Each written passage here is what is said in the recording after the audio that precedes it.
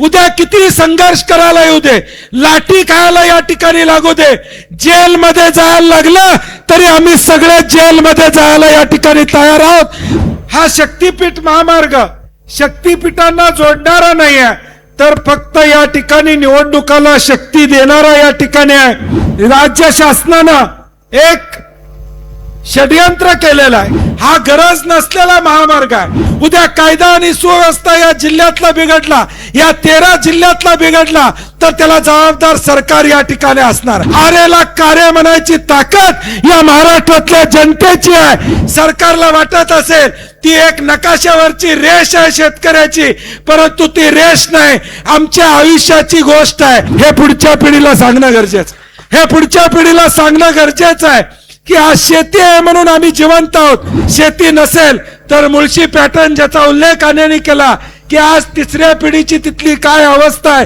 घरदार घेऊन ज्यांच्या जमिनी जातात, बायका पोरांसकट या मोर्चाला आलं पाहिजे। ज्याची जमीन जाते त्यांच्यासाठी आम्ही या ठिकाणी मैदानात उतरलोय, आम्ही शड्डू ठोकून या ठिकाणी उतरलोय, ते तुमची जमीन वाचवायसाठी उतरलोय। हा शक्तीपीठ महामार्ग रद्द झाल्याशिवाय आम्ही गप्प बसणार नाही। सुरुवात ज्यावेळी या रस्त्याची या महाराष्ट्रामध्ये झाली, ज्याचा उल्लेख मगाशी शिवाजीरावने केला, एकोंडी पासून त्याची सुरुवात झाली आणि हा महामार्ग गरजेचा नाही आहे। 13 जिल्ह्यामध्ये या संदर्भातल्या आम्ही राजू शेट्टी असतील, आम्ही असो किंवा आम्ही सगळ्या मंडळींनी निवडणुकीच्या आधी सुद्धा सातत्याने ही भूमिका घेतली। लोकसभेच्या निवडणुकीच्या आधी असू दे, विधानसभेच्या निवडणुकीच्या आधी असू दे, आणि या निवडणुका झाल्यानंतर देखील सरकार किमान याचा फेरविचार करेल, रद्द करेल अशी आम्हाला अपेक्षा होती। परंतु निवडणुकीनंतर मोठ्या जोमानं हे सरकार पुन्हा एकदा कामाला लागले अशी परिस्थिती आम्हाला पाहायला मिळते। आणि म्हणून या सगळ्या 2-2.5 वर्षाच्या पार्श्वभूमीवर आजचा मेळावा जिल्ह्याचा आपण करत असताना ज्याचा उल्लेख सगळ्या वक्त्यांनी केला की उद्याच्या भविष्यकाळात येणारी संकट ही सगळ्या वक्त्यांनी तुम्हाला सांगितलेलं आहे। सगळ्यांना सगळं कळतंय, आजचं परिस्थिती अशी नाही की कळत नाही अशातला भाग या ठिकाणी नाही आहे। ह्या 7-8 नद्या क्रॉस करून हा महामार्ग या कोल्हापूर जिल्ह्यातनं जाणार आहे। पुराची अवस्था काय होणार, पुराचा फटका काय बसणार, शेत जमीन आमची किती जाणार, हे सगळ्यांना आता माहित आहे। गट जाहीर झालेले आहेत। आम्ही थोडं गट जाहीर होईपर्यंत थांबलो होतो। मला महिनाभर लोक विचारत होते मेळावा कधी घ्यायचा, कधी एकत्र यायचं। मी म्हणलो एकदा गट जाहीर होऊ दे। लोकांना प्रत्येकाला वाटतं माझ्या रानातनं जाणार नाही, पलीकडचं जाते, माझं काय बिघडतंय। परंतु सगळ्यांनी सांगितलं माझ्या रानातनं गेला नाही, पलीकडनं गेला तरी पुराचा फटका बंधाऱ्यामुळे शेजारच्याला देखील त्या ठिकाणी बसणार। आणि म्हणून गट आता डिक्लेअर झाले, गट जाहीर झाले। लोकांना आता कळून चुकलं की माझी जमीन नेमकी किती जाणार आहे, हे आता लोकांना या कोल्हापूर जिल्ह्यातल्या निश्चितपणे लक्षात आलं। आणि म्हणून आज आपण सर्व पक्षीय मेळावा यासाठीच घेतला की यामध्ये कुठलंही राजकारण न आणता शेतकऱ्याच्या बाजूने या जिल्ह्यातल्या राजकारण विरीत या ठिकाणी भूमिका सगळ्यांनी घ्यावी अशी आमची प्रामाणिक भूमिका आहे। शाहू स्मारकला मागच्या वेळी आम्ही पहिला मेळावा घेतला, तो देखील सर्व पक्षीय घेतला। नंतर आपण भव्य मोर्चा जिल्हाधिकारी कार्यालयावर त्या ठिकाणी काढला होता आणि सातत्यानं हा लढा कायमपणे या ठिकाणी ठेवला। सरकारमध्ये संभ्रमावस्था सरकारमध्ये देखील या ठिकाणी आहे। सरकारमध्ये मी अनेकांशी बोलतो, आम्ही विधिमंडळात काम करतोय, अनेक मंत्र्यांशी चर्चा करतो, सगळ्यांची या ठिकाणी याला मान्यता आहे का हे वास्तवता त्या ठिकाणी नाही आहे।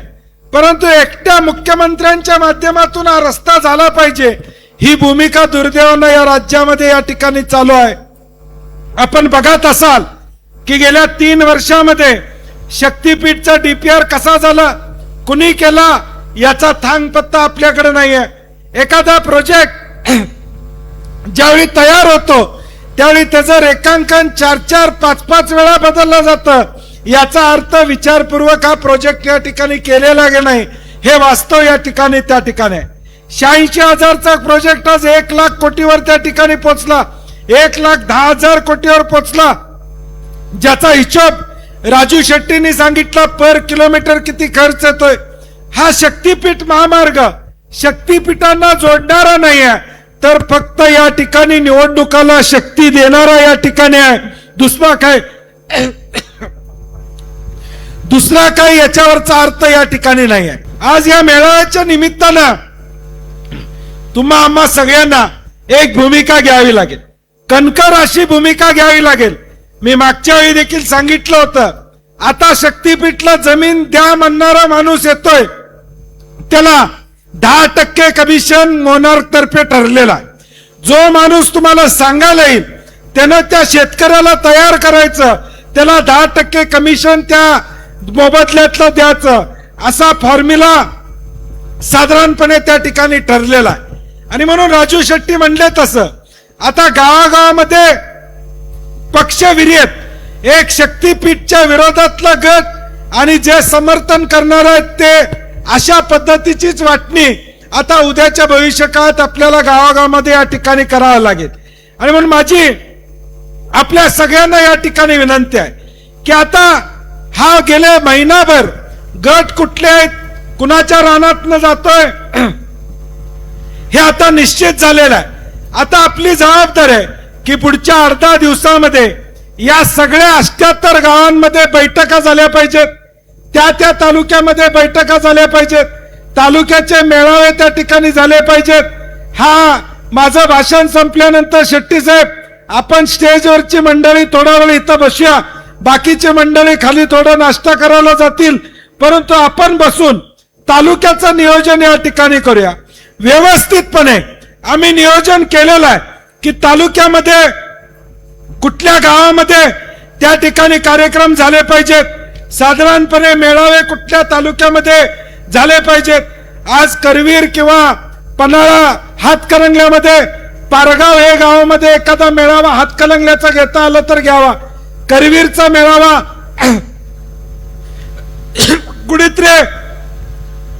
कुडित्र्याच्या या ठिकाणी घ्यावा, राधानगरीचा राशिवडे आम्ही सुचवतोय, राधानगरीवाल्यांनी ठरवावं कुठे घ्यावा,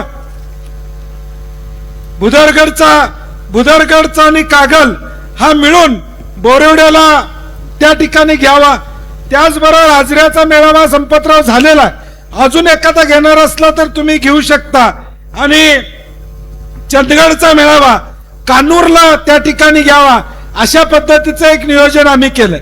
परंतु हा मेळावा राजू शेट्टी साहेब 10 दिवसानंतर व्हायला पाहिजे. त्याच्या आधी प्रत्येक गावामध्ये कार्यकर्त्यांनी ज्या गटातलं हे रान जाणार आहे त्या शेतकऱ्याला भेटून त्या शेतकऱ्याबरोबर चर्चा करणं या ठिकाणी अपेक्षित आहे. राज्य शासनानं एक षडयंत्र केलेलं आहे. गिरीश पोंडे आणि आम्ही बघितलं, मागची जी अधिसूचना काढलेली आहे, आत्ताच्या अधिसूचनेत त्यांनी म्हटलेलं आहे मागच्याला जोडून ही अधिसूचना आहे, म्हणजे जे हरकती घ्यायचे 21 दिवस आहेत ते मागच्या अधिसूचनेमधलेच लागू या अधिसूचनेला झालेले आहेत. ती 21 तारीख या 25 तारखेला संपणार आहे. या 25 तारखेला हरकती घ्यायची मुदत ही या ठिकाणी संपणार आहे. आणि म्हणून कुठं कायदेशीर अडकायला नको म्हणून आता आपण इथं टेबलावर झेरॉक्स कडून या ठिकाणी ठेवलेले आहेत अर्ज कसे करायचे. प्रत्येक गावातल्या लोकांना 2 लोकांना विनंती आहे की एक 10-20 अर्ज तुम्ही घेऊन जावा, त्याची झेरॉक्स काढा आणि 22 तारखेपर्यंत 22 तारखा लक्षात ठेवा, 22 तारखेपर्यंत प्रत्येक प्रांताकडे हे अर्ज पोचले पाहिजे. त्याची जबाबदारी त्या गावातल्या कार्यकर्त्यांनी किशोर घेतली पाहिजे आणि त्याला 7-12 जोडायचा. दुसरी एक आमची विनंती आहे, मागच्या वेळी आपण हरकती घेतल्यावर अधिकारी म्हणल्या तुमच्या हरकती झाले नाहीत. एका प्रांत कार्यालयातून आमच्या हरकतीचा गट्टाच गायब झाला. त्यामुळे यावेळी कार्यकर्त्यांना विनंती आहे, ज्या हरकती मनोज घेतल्या जातील त्याची झेरॉक्स ही तुमच्याकडे काढायची आणि आमच्या अजिंक्यतारा ऑफिसमध्ये तुम्ही आणून द्यायची.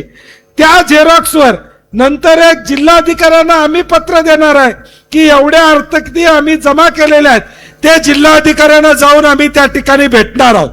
हे सगळं प्रोसिजर आपल्याला या ठिकाणी करावं लागेल, नाहीतर सरकार म्हणेल आम्ही 21 दिवसाची मुदत दिली होती, कुठल्या शेतकऱ्यांना हरकत नोंदवली नाही, म्हणजे शेतकऱ्यांना हे मान्य. त्यामुळे कृपा करून, म्हणून मी कालच सांगितलं होतं गिरीशना, मी भाषण करण्यापेक्षा मुद्दे सांगणार आहे की आता पुढचे 10 दिवस आम्हाला काय करायचं आहे, तर गावागावामध्ये बैठका करायच्या आहेत. पुढच्या 10 दिवसामध्ये गावातल्या बैठका या ठिकाणी संपल्या पाहिजेत. 30 तारखेपर्यंत गावातल्या सगळ्या बैठका 25 तारखेच्या आधी संपल्या पाहिजेत. बैठका झाल्या तर शेतकरी बोलवले पाहिजेत, त्यांचे सह्या त्यांचे 7 बारे गोळा केले पाहिजेत आणि ते अर्ज आपल्याला 22 तारखेपर्यंत या ठिकाणी परत करायचे. प्रत्येक गावामध्ये त्या शेतकऱ्यांचा आणि तिथले कार्यकर्ते त्यांचा एक व्हॉट्सअप ग्रुप तयार करा, ज्याच्यावर आपल्याला नवीन काय माहिती आली, उद्या एखादा अर्ज करायचा आहे परत, तर आपल्याला माहिती करता येईल. तो व्हॉट्सअप ग्रुप प्रत्येकाने या ठिकाणी तयार केला पाहिजे.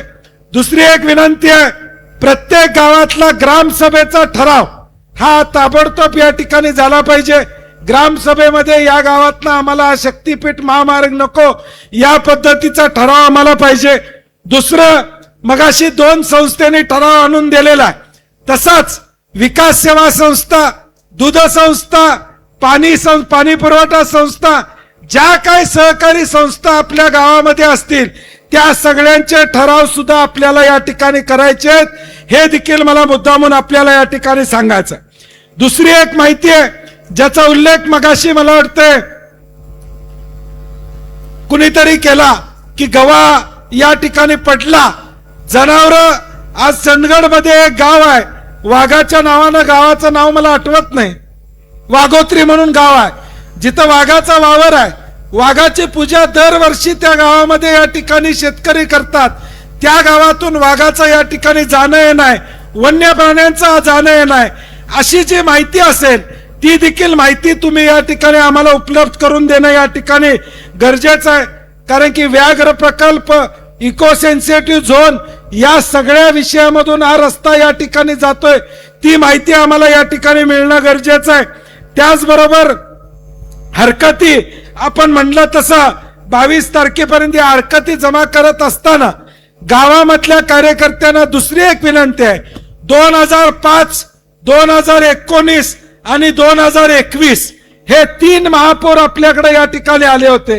ह्या 3 महापुराचं पाणी तुमच्या गावामध्ये आणि आजूबाजूच्या गावामध्ये कुठपर्यंत आलं होतं त्याची आम्हाला माहिती, ग्रामपंचायतचा दाखला पाहिजे की इथपर्यंत आमचं पाणी या गावामध्ये या महापुरात राजू आलं होतं, हे दाखले आपल्याला लागतील. हे सगळं तांत्रिक मी मुद्दाम तुमच्याकडनं का घ्यायला लागलोय, उद्याच्या भविष्यकाळात आम्हाला या सगळ्या मुद्द्यावर लढाई या ठिकाणी करावं लागेल. रस्त्यावरची लढाई तर आपण करतच राहू, परंतु तांत्रिक दृष्ट्या उद्या पटवून द्यावं लागेल की हा रस्ता आम्हाला या ठिकाणी गरजेचा नाही. ही भूमिका आपल्याला या ठिकाणी घ्यावी लागेल. 86,000 कोटी, 1,00,000 कोटी तुम्ही या ठिकाणी खर्च करायला लागलाय. इकडे पेट्रोल डिझेलचे दर वाढले, तिथं अनुदान द्या 5 पेट्रोल आणि डिझेलला. खताचे दर वाढलेत, खताला अनुदान त्या ठिकाणी द्या. 1,00,000 कोटी खर्च करण्यापेक्षा हे 1,00,000 कोटी सगळ्या महाराष्ट्रातल्या गावांमध्ये दिले तर किमान 2-5 कोटी रुपये प्रत्येक गावाला गावातले रस्ते करण्यासाठी या ठिकाणी मिळतील, अशी आमची अपेक्षा या ठिकाणी. हा गरज नसलेला महामार्ग आहे, ह्याच्यावर पैसे तुम्ही खर्च करू नका, ही भूमिका आमची प्रामुख्याने या सगळ्या दृष्टीमध्ये या ठिकाणी आहे. आणि म्हणून हा लढा फक्त आपल्याला आता मेळावा घेऊन या ठिकाणी चालणार नाही, ज्याचा उल्लेख राजू शेट्टीने आणि अनेक वक्त्यांनी केला. आता पोलीस बळाचा वापर उद्याच्या भविष्यकाळात या ठिकाणी केला जाईल. आमच्या प्रशासनाला देखील जाहीर आव्हान आहे, पोलिसांना देखील आमची विनंती आहे. आमचं वांद पोलिसांच्या बरोबर या ठिकाणी नाही आहे. पोलिसांच्या आडून जर या ठिकाणी कारवाई करायचा प्रयत्न केला तर जशास तसं उत्तर द्यायला कोल्हापूरकर या ठिकाणी गप्प बसणार.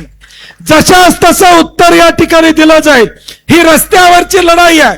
तुम्ही जर जोर जबरदस्ती या ठिकाणी करायला लागला तर या रस्त्याच्या लढाईला उग्र स्वरूप जर या ठिकाणी निर्माण झालं, उद्या कायदा आणि सुव्यवस्था या जिल्ह्यातला बिघडला, या 13 जिल्ह्यातला बिघडला, तर त्याला जबाबदार सरकार या ठिकाणी असणार आहे. आम्हाला नको आहे ते तुम्ही आमच्या माती मारायचा प्रयत्न केला.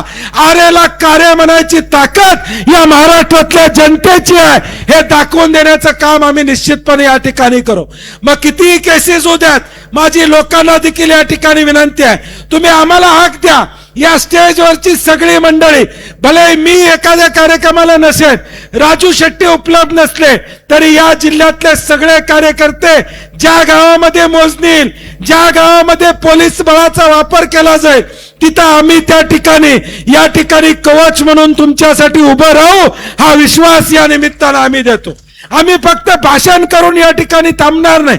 भाषण करून थांबायचं असतं तर विधानसभेची निवडणूक झाल्यावर आम्ही थांबलो असतो. विधानसभेच्या निवडणुकीच्या आधी सरकारनं अलाइनमेंट बदलली, रद्द करण्याचा निर्णय या ठिकाणी घेतला.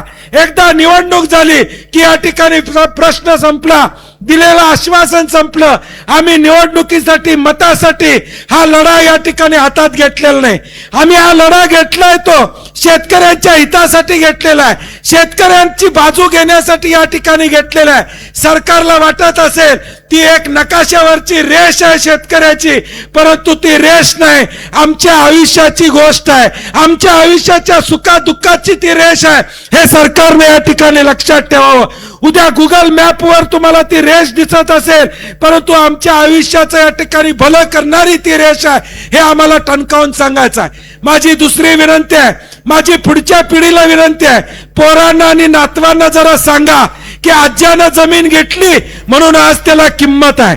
आज्यानं जमीन घेतली नसती तर आज 1,00,000, 2,00,000, 5,00,000, 10,00,000 ह्या किमतीची भाषा तू बोलला नसतास, हे नातवाला देखील सांगणं गरजेचं आहे. कारण की आज मी अनेक ठिकाणी बघतोय, आज्याची इच्छा नाही, नातू म्हणतोय काय मिळतंय देऊन टाक्या, 4 पैसे मिळतात, 4 गाडी घेऊया आणि या ठिकाणी मौज करूया. परंतु त्याला सांगणं गरजेचं आहे की आज्यानं पंजानं माझ्या जमीन घेतली म्हणून आज जे घर आहे, आज जो गोटा आहे, जी म्हैस आहे, जे आर्थिक आज उत्पन्न आहे, ताटमानेनं जो कॉलर टाईट करून 2 मोटरसायकलवर फिरतोयस, ते या शेतीमुळे फिरतोयस, हे पुढच्या पिढीला सांगणं गरजेचं. हे पुढच्या पिढीला सांगणं गरजेचं आहे की आज शेती आहे म्हणून आम्ही जिवंत आहोत, हे सांगणं गरजेचं आहे. शेती नसेल तर मुळशी पॅटर्न ज्याचा उल्लेख अनेनी केला की आज 3ऱ्या पिढीची तिथली काय अवस्था आहे हे बघण्यासारखी वेळ या ठिकाणी आलेला आहे. पैसा आज आहे, उद्या नाहीये. आलेल्या पैशाला या ठिकाणी अनेक द्वारं असतात आणि म्हणून माझी शेतकऱ्यांना विनंती आहे, ही चळवळ आमची चाललेली आहे, ही तुमच्यासाठी या ठिकाणी चाललेली आहे. कुठल्याही निवडणुका शेट्टी साहेब आता आपल्याला नाही आहेत, कुठलीही या ठिकाणी उद्याचं आमचं भवितव्य या ठिकाणी या सगळ्या आंदोलनावर अवलंबून आहे. आम्ही राजू शेट्टी, संपत बापू, आम्ही सगळे यामध्ये उतरलेलो आहोत.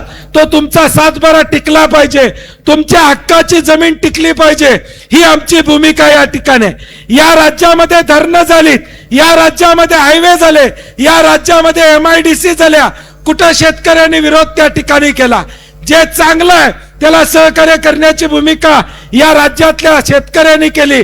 परंतु आज गरज नसलेला शक्तीपीठ महामार्ग आहे, हा शक्तीपीठ महामार्ग रद्द झाल्याशिवाय आम्ही गप्प बसणार नाही, ही भूमिका आपल्याला या ठिकाणी घ्यावी लागेल. उद्या किती संघर्ष करायला येऊ दे, लाठी खायला या ठिकाणी लागू दे, जेलमध्ये जायला लागलं तरी आम्ही सगळे जेलमध्ये जायला या ठिकाणी तयार आहोत. परंतु आमची भूमिका या शेतकऱ्याच्या बाजूनं निश्चितपणे येणाऱ्या भविष्य काळात या ठिकाणी राहणार आहे, हा विश्वास या कार्यक्रमाच्या निमित्ताने या ठिकाणी देतो. आज 18 तारीख आहे, 22 तारखेपर्यंत गावातले मेळावे झाले पाहिजेत. 22 तारखेपर्यंत गावातले मेळावे झाले पाहिजेत. 25 तारीख शेवट आहे, त्या 25 तारखेला आपल्याला हरकती प्रांतांच्याकडे गेला पाहिजेत आणि हे मेळावे झाल्यानंतर आता आमची स्टेजवर चर्चा झाली, एक भव्य मोर्चा 9 जूनला दसरा चौकातून कलेक्टर ऑफिसला या ठिकाणी जाईल. हा मोर्चा काढायचा ना, जोरात सगळ्यांनी हात वर करा. हा मोर्चा 9 जूनला या ठिकाणी होईल. या जिल्ह्यामध्ये न भूतो न भविष्यतो असा मोर्चा झाला पाहिजे. सगळ्यांनी घरदार घेऊन ज्यांच्या जमिनी जातात, बायका पोरांसकट या मोर्चाला आलं पाहिजे. मगाशी सांगितलं त्याप्रमाणे इथं स्टेजवर बसणाऱ्या राजू शेट्टींची जमीन जात नाही, बंटी पाटलाची जमीन जात नाही. ज्याची जमीन जाते त्यांच्यासाठी आम्ही या ठिकाणी मैदानात उतरलोय. आम्ही शड्डू ठोकून या ठिकाणी उतरलोय, ते तुमची जमीन वाचवायसाठी उतरलोय. आणि म्हणून येणारा 9 जूनचा मोर्चा हा या ठिकाणी एवढा मोठा झाला पाहिजे की त्या दिवशी या राज्याच्या मुख्यमंत्र्यांनी शक्तीपीठ रद्दचा निर्णय घेतला पाहिजे. एवढ्या ताकदीनं येणाऱ्या 9 जूनला सर्व पक्षीय मोर्चामध्ये आपण सहभागी व्हा एवढी विनंती करतो आणि माझे 2 शब्द संपवतो. आविष्कार इन्फ्रा तुम्हाला देत आहे विविध लोकेशन्सवर NA प्लॉट्स आणि प्राईम फ्लॅट्सचे प्रोजेक्ट्स. नंदिनी जाधव नगर, शांत निवांत कोल्हापुरात घर म्हणजेच नंदिनी जाधव नगर. मल्हार रामगिरी, तुमच्या स्वप्नातील बंगल्याची पहिली पायरी. मल्हार रामगिरी हातकणंगले. पॅनोरमा हिल्स आंबा, सह्याद्रीच्या कुशीत निसर्गाच्या सानिध्यात तुमचं स्वतःचं farm house. Padmavira city Jaysingpur, एक आधुनिक लाईफस्टाईल देणारा 1 and 2 BHK होम्सचा प्रोजेक्ट.